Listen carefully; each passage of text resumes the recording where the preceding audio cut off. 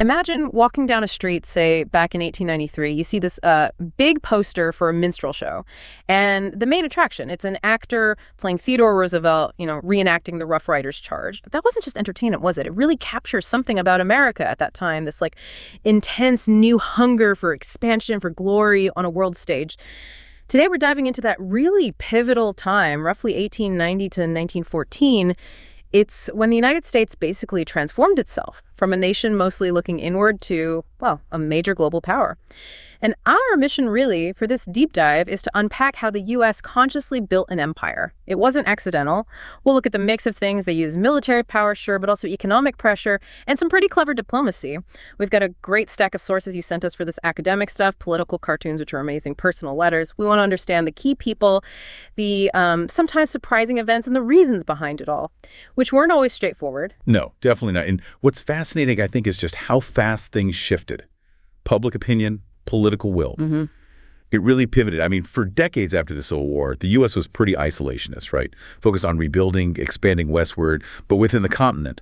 But then around the turn of the century, you get this whole complex mix, economic needs, new social ideas, influential thinkers pushing outwards. It's a story of, well, ambition, a kind of perceived destiny, and the very real impacts of projecting power across the globe. Okay, let's dig into that. How did this sense of destiny start to really take hold? We almost have to start in 1893, Chicago World's Fair.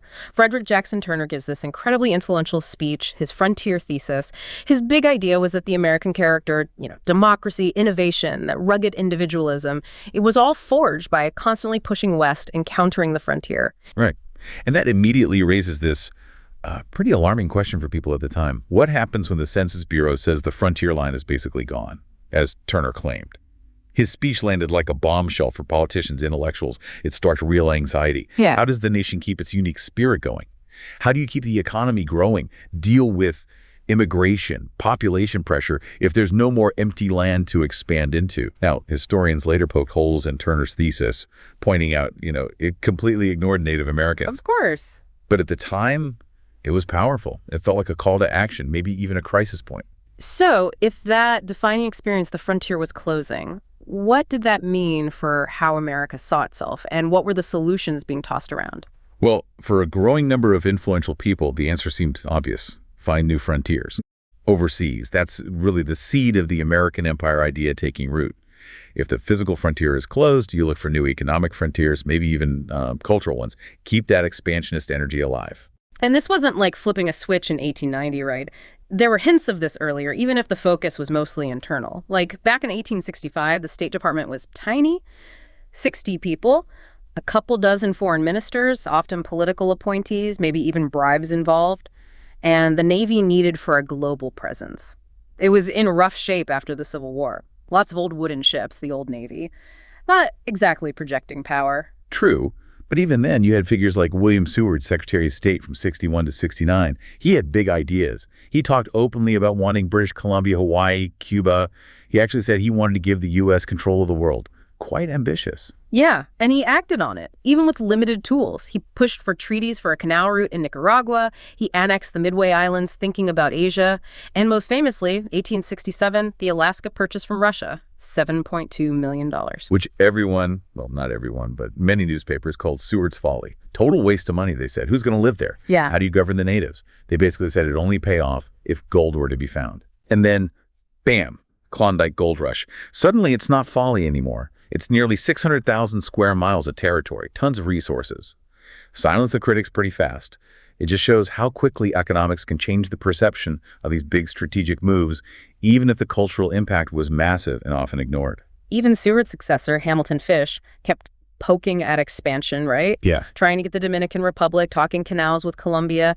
But he was much more cautious. Definitely wanted to avoid getting dragged into wars after the Civil War experience. So you had these individuals pushing, yes, but it wasn't just them. Underneath all that, you had these huge economic and social currents building up, real pressure pushing outward.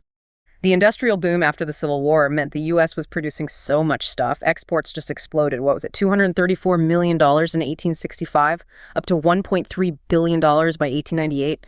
That's incredible growth. And then the economic depression in the early 1890s hit. Suddenly, finding new markets wasn't just desirable, it felt essential for jobs, for stability. And it connects to other things, too. It wasn't just about dollars and cents, though that was huge. You had religious leaders, progressive reformers getting involved. Protestant missionary groups grew really fast. They wanted to spread Christianity, sure, but also what they saw as American virtues, democracy, certain social values, especially in places like Asia. Josiah Strong's book in 1885, Our Country, was massively influential. It basically tied America's future greatness to spreading its influence globally. Lottie Moon is such a striking example of that impulse. A Southern Baptist missionary spends 40 years in China. She pushes for women to be missionaries, writes these incredibly vivid letters home describing life there, starts the Christmas offering tradition. She fought against foot binding, shared her own food during famines, converted hundreds. It's this mix of absolute moral conviction and real self-sacrifice. Yeah, and that leads us to another layer, this idea of, well, paternalism. Social reformers, many influenced by social Darwinism. This controversial idea of applying survival of the fittest to nations and people. Right. Many came to believe that the Anglo-Saxon race was, frankly, superior and had a duty, a stewardship, to uplift less evolved populations. Kipling's phrase, the white man's burden, really captures that. It provided a kind of moral justification, even an obligation, for intervention and control, often ignoring what those populations actually wanted. That phrase is so loaded, the white man's burden. Was that view just accepted without question back home? Or was there pushback even then? Oh, there was definitely pushback. Critics questioned the morality, the hypocrisy sometimes, but those voices at this particular moment tended to get drowned out. The dominant narrative was this belief in America's unique mission, its destiny to sort of shape the world. So the expansionist tide was really strong. Okay, so by the early 1890s, you've got the motive closed frontier, economic need ideology. You've got the maybe moral justification. But how do you actually do it? How do you build the machinery of empire? That brings us to Alfred Thayer Mahan, his book, The Influence of Sea Power Upon History, 1890, Game Changer. Absolutely. Mahan basically handed them the blueprint. He laid out three key things the U.S. needed to do. First, build a modern, powerful navy. He pointed out the U.S. fleet was in a sad state, old ships, not up to snuff. Second, you need a network of naval bases around the world, places to refuel, repair, project power. Think back to Seward grabbing Midway. That was exactly the idea, a coaling station. And third, the big one, a canal across Central America. To slash the time it took to get the Navy from the Atlantic to the Pacific makes the Navy a truly global force. Yeah, I think government listened. Fast. The Naval Act of 1890 got things rolling. By 1898, just 8 years later, the U.S. Navy had, 160 ships? 114 of them new, steel ships. 6 modern battleships, up from 0. Suddenly, the U.S. is the third strongest naval power in the world, behind only Britain and, ironically, Spain. It shows what happens when strategic thinking meets political will and resources. Things can change incredibly quickly. And this new naval power, the strategic thinking, it immediately drives expansion, especially in the Pacific. Hawaii is the obvious example. American business interests were deeply tied up in Hawaiian sugar. Huge industry. By 1890, almost all Hawaiian sugar went to the U.S. duty-free. But then Queen Liliuokalani comes to power, 1891. She wants to restore power to native Hawaiians, pushing back against the influence of these, frankly, exploitative American sugar planters. There's strong anti-American feeling among Hawaiians. So the worried businessmen plot with the U.S. minister there, John Stevens. They stage a quick revolt. U.S. sailors land to protect American property. The Queen is overthrown. After a few years of debate back in Washington, the U.S. annexes Hawaii in 1898. And Samoa, too, right? The focus there was Pago Harbor, another crucial naval refueling spot. So in 1899, the U.S., Britain, and Germany basically carve up Samoa to ensure the U.S. gets access to that port, a three-way protectorate. Okay, so you have all these forces building, the frontier idea, the economy, the ideology, Mahan's naval plan. And it all comes together in 1898 with what Secretary of State John Hay called a splendid little war, the Spanish-American War, first big international fight for the U.S. since the Mexican-American War in the 1840s. And this one really announces America as an imperial power. Yeah, the trigger was Cuba, one of Spain's last colonies. The Cuba Libre movement, led by people like José Martí, was fighting for independence against really harsh Spanish rule. Spain used that awful reconcentration policy, forcing civilians from the countryside into camps in the cities. Disease, starvation, it was brutal. And Americans were generally sympathetic, right? Echoes of their own revolution. Plus, American businesses had investments in Cuba, especially sugar. They wanted stability. But the real accelerator was the press. The yellow journalists, Hearst's New York Journal, Pulitzer's New York World, they were in this fierce circulation war and sensational story about Spanish atrocities, some true, some exaggerated, sold newspapers like crazy. They whipped up war fever. Yet President McKinley, he was hesitant at first. He was worried. The U.S. military hadn't really been tested internationally, and Spain, on paper, still had a powerful navy. But then February 1898 happened, everything changed. The USS Maine. McKinley had sent it to Havana Harbor, sort of a show of concern. February 15th, it explodes. Massive explosion. Over 250 American sailors killed. The yellow press instantly blames Spain. Remember, the Maine becomes the rallying cry. Now, historians later concluded it was almost certainly an accident, coal dust igniting, maybe ammunition stored too close to the boilers. Right, internal explosion. But at the time, the public demanded war. McKinley tried one last time. Demanded Spain and reconcentration, grant Cuba independence. Spain refused on independence, so McKinley went to Congress. April 19, 1898, Congress authorizes force. But they add the Teller Amendment, a crucial promise that the U.S. would not annex Cuba. That helped get some anti-imperialists on board. And the war itself, incredibly short, 10 weeks, basically. The U.S. military wasn't perfect, logistical problems, disease like malaria was a huge issue for the volunteer troops, but they won pretty decisively. And here's where you see the imperial strategy really playing out. It wasn't just about Cuba. Even before resigning to go fight, Assistant Secretary of the Navy, Theodore Roosevelt, ordered the Pacific Fleet under Commodore Dewey to attack the Spanish in the Philippines. Right, seize the opportunity. Exactly. Following Mahan's playbook, Dewey wins a crushing victory in Manila Bay, almost no American casualties. Meanwhile, in Cuba, you have Roosevelt and his Rough Riders charging up Kettle Hill, San Juan Hill. That becomes the iconic image. But we have to remember the absolutely critical role played by the veteran African-American regiments, the smoked Yankles, as the Cubans called them. These were experienced soldiers. They provided vital support, took heavy fire, and faced terrible racism even while training in the segregated South. One reporter literally wrote, if it had not been for the Negro cavalry, the Rough Riders would have been exterminated. Their contribution was immense. Absolutely. So Dewey takes Manila Bay. The army lands in Cuba. The Spanish fleet there is destroyed. Puerto Rico falls quickly, too. By the end of July, it's basically over. Fewer than 350 Americans died in combat. Disease killed far more, nearly 3,000. But the victory was seen as huge, unifying the country, North and South, fighting together again. So then comes the peace treaty. Paris, October 1898. This is where the empire gets formalized. The Teller Amendment means Cuba stays independent, technically, but McKinley doesn't want to let go of the Philippines. Too strategic. And neither Spain nor the U.S. really considered Philippine independence. The prevailing attitude was paternalistic Taft, later called Filipinos our little brown brothers, implying they weren't ready to rule themselves. So the deal is, Spain recognizes Cuban independence, gives Puerto Rico and Guam to the U.S., and the U.S. insists on buying the Philippines for $20 million. The Treaty of Paris, signed December 10, 1898. Suddenly, the U.S. has an empire recognized internationally, stretching from the Caribbean all the way across the Pacific. It happened that fast. But not everyone at home was cheering. The Anti-Imperialist League pops up almost immediately. Big names involved: Jane Addams, Mark Twain, Andrew Carnegie, former President Grover Cleveland.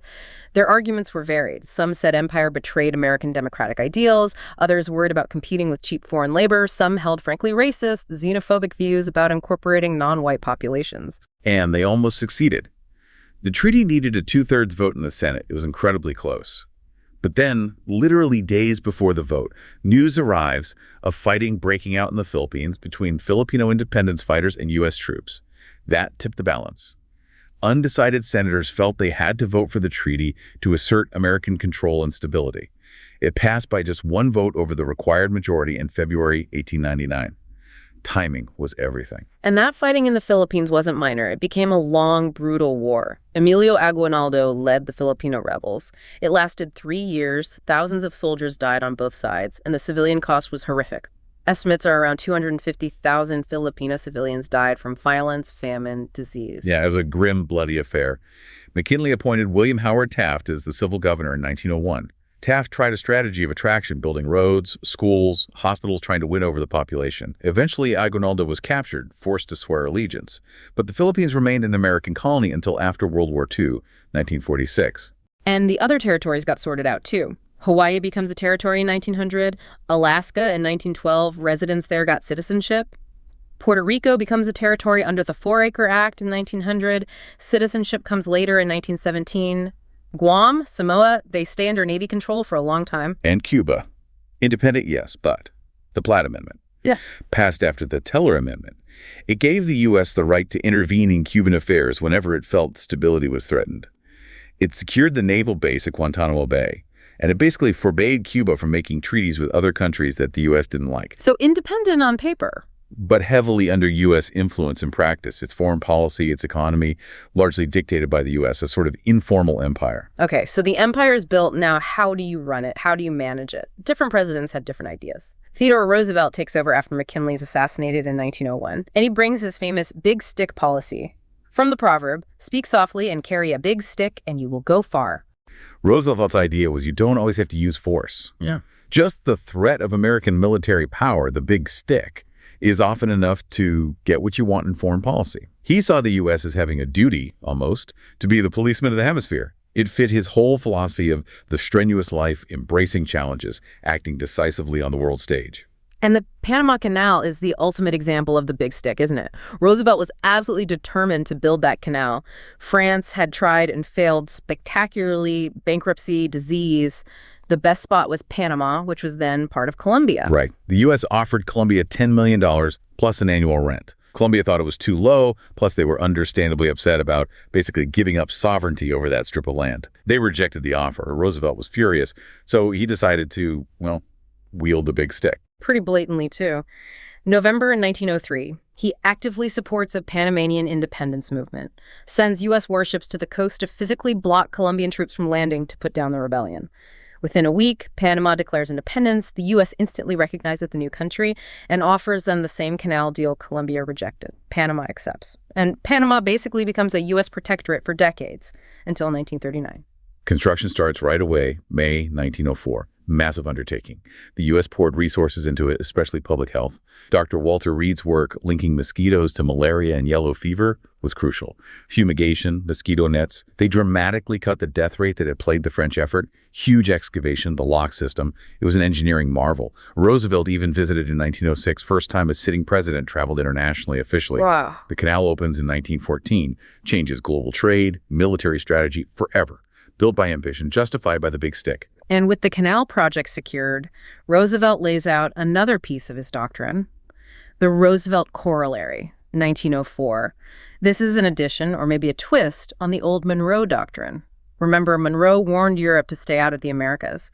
Roosevelt's corollary says basically, if countries in Latin America mess up bad chronic wrongdoing, financial instability that might invite European intervention, the U.S. itself will step in, will be the international police power. It's a huge shift from telling Europe hands off to saying we'll handle things ourselves, including intervening militarily if necessary, and he used it. Protectorates over Cuba, Panama. He took over customs collections in the Dominican Republic to pay off its debts.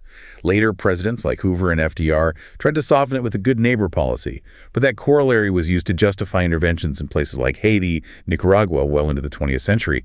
It created a lot of resentment in Latin America, understandably. He applied the big stick in Asia too, but maybe more subtly. The Russo-Japanese War in 1904, Roosevelt initially kind of favored Japan, but then they started winning too decisively, which worried him about the balance of power there. He didn't want either Russia or Japan to become too dominant in Asia, so he steps in as a mediator. Brokers a secret peace conference in Portsmouth, New Hampshire, 1905, gets them the Nobel Peace Prize. Japan gets control of Korea, some territory from Russia, but it's a balanced outcome. He used diplomacy backed by the implicit threat of American power. But when Japan later starts limiting American business opportunities in Manchuria, he feels the need to show the stick again, right? That's the Great White Fleet. Sends 16 brand new battleships on a world tour, 1907 to 1909. A very visible demonstration of American naval power, especially in the Pacific. A reminder about the open door policy in China, equal trading rights for everyone. Then comes Roosevelt's chosen successor, William Howard Taft, in 1909. He shifts gears slightly. His approach gets called dollar diplomacy. The idea was, as Taft put it, to substitute dollars for bullets, use American economic power, investments, loans to achieve foreign policy goals and open markets for U.S. businesses. So instead of just threatening military force, use financial leverage, like paying off Central American countries' debts to European nations. The goal was to prevent European powers from using debt collection as an excuse to intervene, violating the Monroe Doctrine. But the result was those countries just became indebted to the U.S. instead, which caused its own problems and resentment. And when Nicaragua pushed back, Taft still sent in the Marines. So dollars first, but bullets still in reserve. Yeah, and Taft also backed the Lodge Corollary, another addition to the Monroe Doctrine. This one said no foreign corporation, not just foreign governments, could acquire strategically important land in the Western Hemisphere. This was aimed specifically at a Japanese company trying to buy land in Mexico, again, reinforcing U.S. dominance, this time economic. And in Asia, Taft tried using dollar diplomacy too. Pushed for American investment in Chinese railroads, trying to prop up China against Japanese and Russian influence, expand that open-door policy deeper into Manchuria. But it didn't work that well. Russia and Japan pushed back. It kind of showed the limits of American financial power alone and maybe a lack of deep understanding of the complexities there. Taft did reorganize the State Department, though, creating geographical divisions, realizing they needed more specialized expertise for this global role. So Taft's dollar diplomacy, maybe less aggressive on the surface than the big stick, but it still created friction, didn't it? Oh, definitely. Yeah. The debt burden in Central America fueled anti-American nationalism. And in Asia, trying to elbow into Manchuria really alienated Japan, raising tensions that would have serious consequences down the road, leading towards World War II. Different tools, but still part of the imperial project with complicated outcomes. So, by the time Taft leaves office in 1913, the U.S. is undeniably an imperial power. Seen as dominant in the Western Hemisphere, major interests staked out in Asia. The transformation is complete, even if the methods are still being debated and adjusted. Absolutely. We've traced how the U.S. used this whole toolkit: military force, economic pressure, diplomatic maneuvering, sometimes just the threat of power to carve out its place on the global stage. This period, 1890 to 1914, it fundamentally changed America's relationship with the world. It laid the groundwork for becoming the superpower we saw in the 20th century, even before World War I arrived, and changed everything yet again. So, thinking about all this today, that shift from the internal frontier to these new global frontiers, it really altered how America saw itself, its purpose, its responsibilities, maybe its entitlements. It really makes you think, doesn't it? How do the strategies, the justifications, the debates from that era, this age of empire, still echo today in how we talk about foreign policy, intervention, economic influence? What can we learn from looking back at the gap between the intentions, often stated quite idealistically, and the actual consequences on the ground? What really stands out to you when you look back at this deep dive into America's turn towards empire?